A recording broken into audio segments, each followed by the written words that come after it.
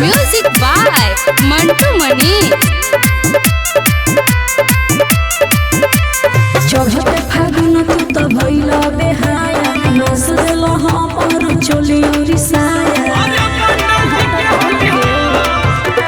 चढ़ते फागुन तू तो भइल बेहाया, नस देल हमर चोली साया। तोर देव पिचकारी तोर मोरी के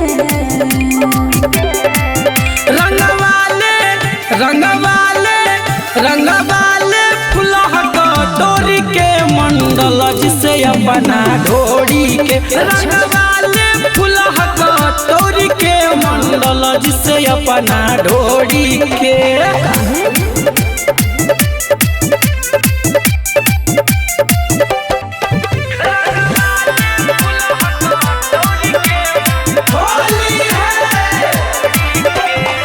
मलिक के गान दुनु को देव लाल हो, देखी जे केहू तो होई बवाल हो।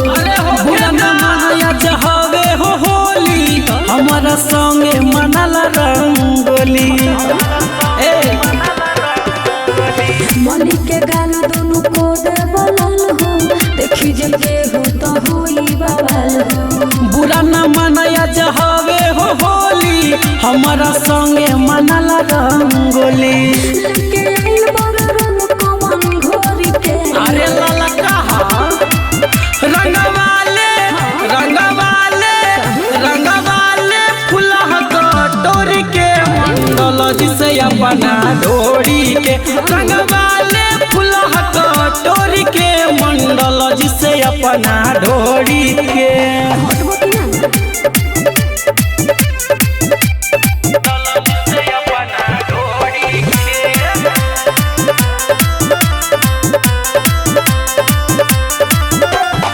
काहे तू काम बाबू करेलो बेलूरा, लहंगा उठा के तू झुक देलो धूरा। होली के मजा तू पूरा उठाला, मन उजाला से रंग डाला वाला। काहे तू काम बाबू करेलो बेलूरा, लहंगा उठा के तू झुक देलो धूरा। होली के मजा तू पूरा उठाला, मन करन से रंग डाला वाला। रख देलो तू देह झपो झोरी के।